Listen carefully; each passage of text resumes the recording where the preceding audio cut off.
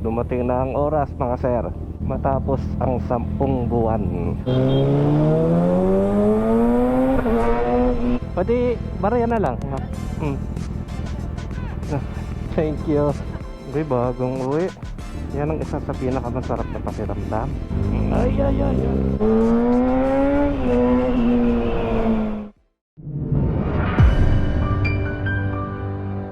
Use earphones for better experience.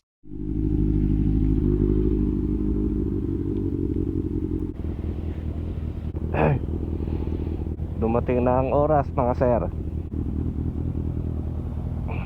Ayan na, matapos ang 10 buwan. 10 mahabang buwan.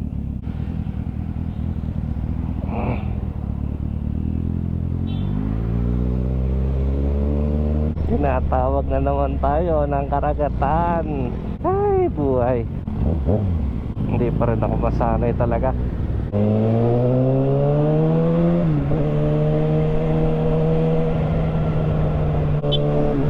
Pagka ganito nalalapit na naman yung pagsampa ng barko, parang nakakawala talaga ng gana.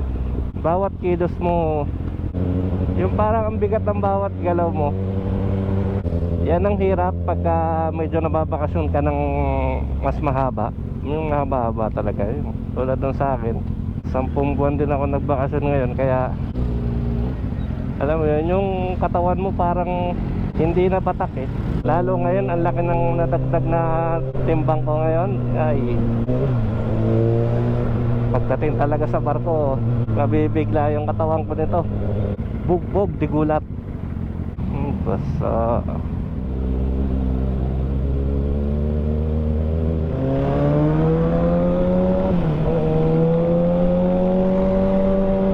ay buhay.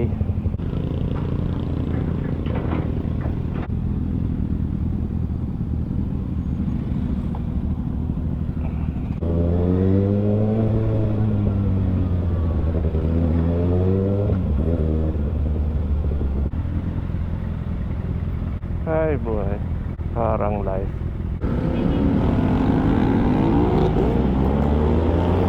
Life.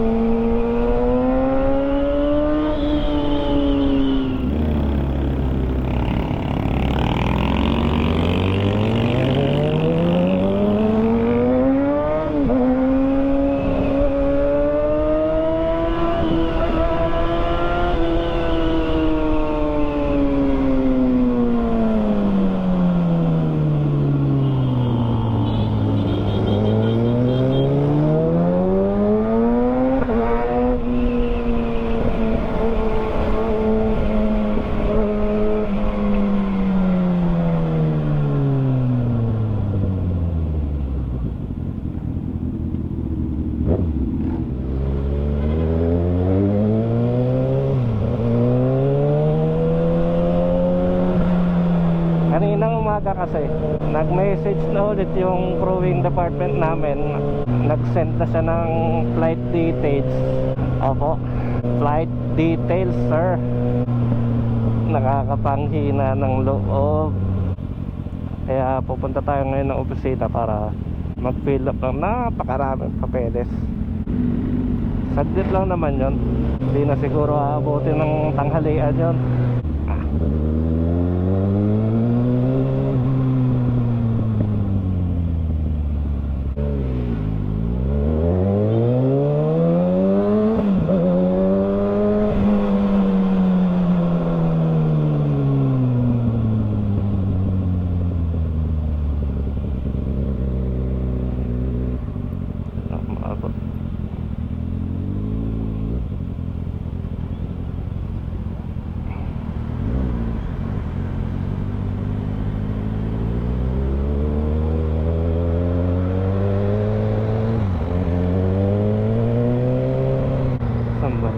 Shit.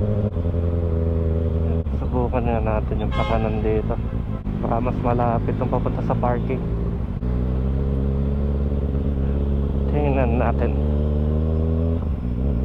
kung tayo maliligaw.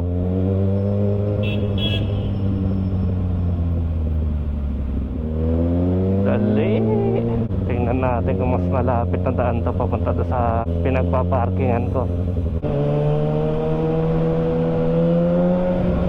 Let's see.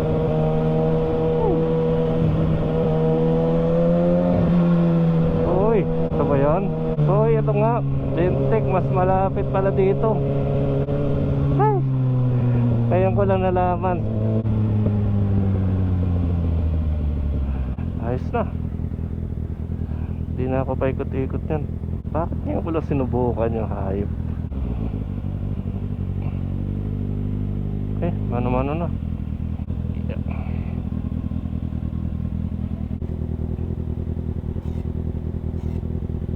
Thank you.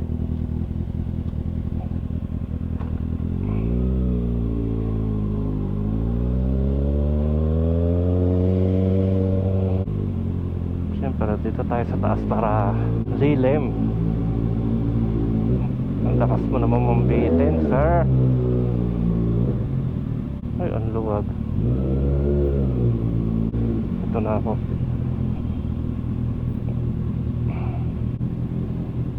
Yeah. Mamaya na lang ulit. Bye.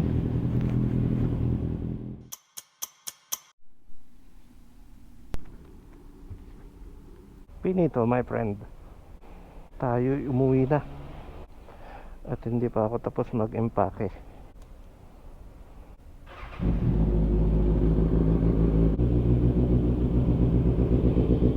Gagalit na naman si ate. Wala akong bariya.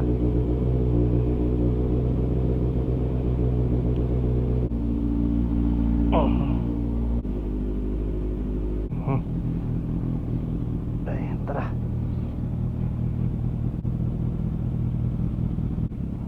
Tara na.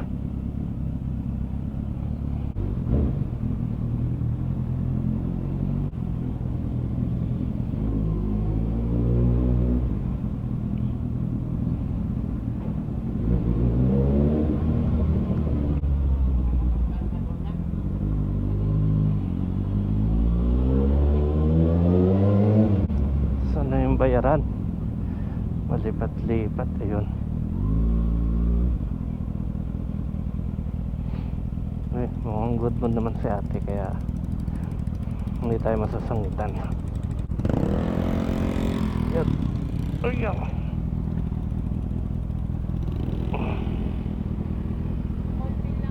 Wala po eh.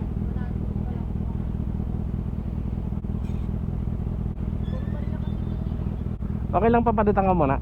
Balik ko na lang. Pwede barya na lang. Hindi pa ako nakapagpagas eh. No, thank you. Kasama ko kasi Ha? ayaw ko kasi galawin pera. Ah.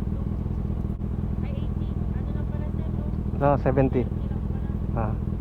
Thank you. Or tama ba paraan? Okay. Thank you. Sensya na mama.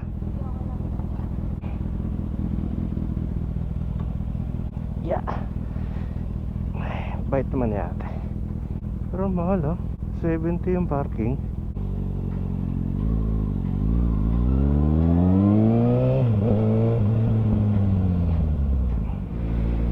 Pas-pas.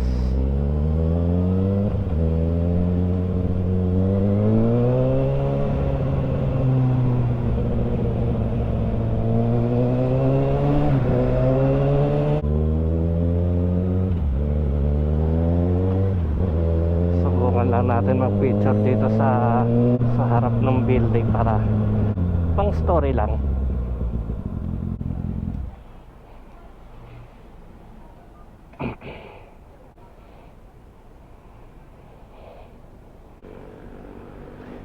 Picture. Oh.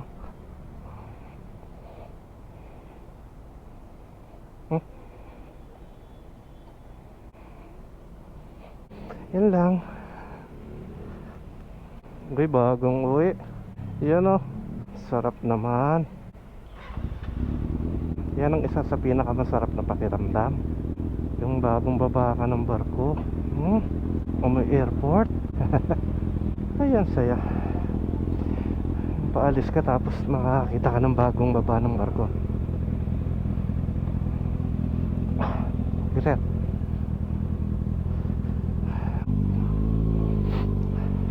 bagong baba.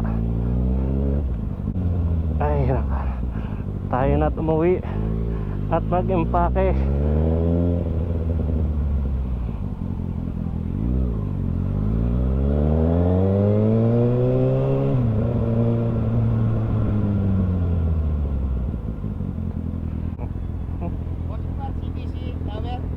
Ay, hindi ko po alam.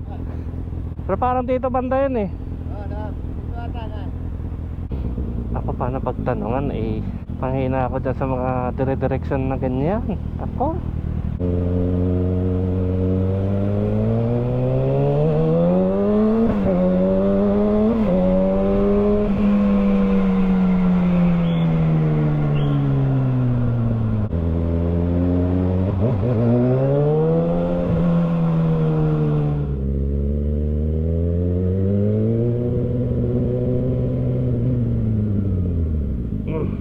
di ba umabot. Ang busina no, right turn on red nga. Ayan o.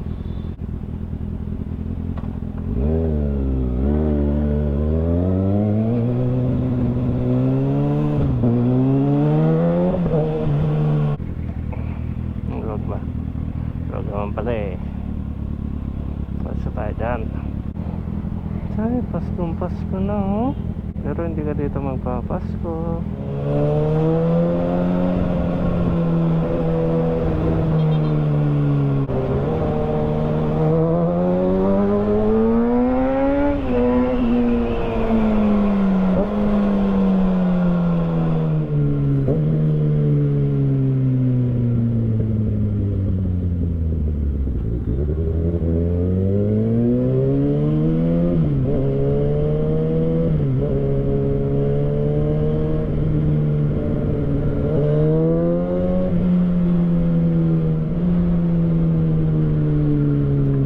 Bukas din pala, kailangan ko ulit bumalik dyan sa Makati dahil para naman sa dispatch namin.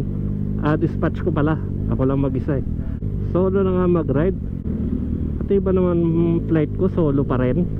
Kailangan kong bumalik para sa dispatch ko dahil ang tentative ko na flight ay hindi na pala tentative, confirmed na.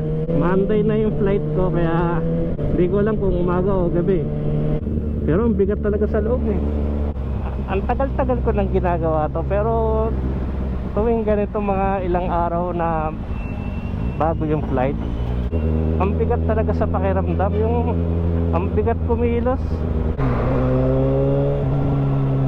Kumbaga nasanay na yung katawan mo sa bakasyon eh.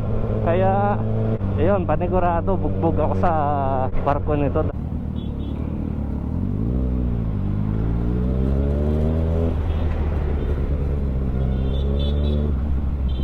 Yun lang. Sa dami ng finilapan ko kanina, sa dami ng pinirmahan, hindi ko na check kung ilang buwan yung kontrata ko. Just ko Lord. Siguro mga natagtagan yata ng isa eh. So baka mga malo yan. Ay. Mga 8 buwan. Kung 8 buwan ngayon, December, January, February, March, April, May, June, July. July. Mga June, July ako makakauwi. Ay!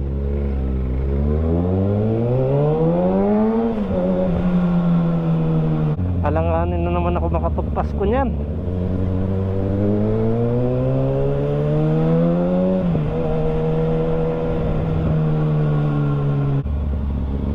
One bar na lang yung battery. Baka bigla na lang mamatayan eh. Dahil 1 bar na lang itong battery, kaya paboost.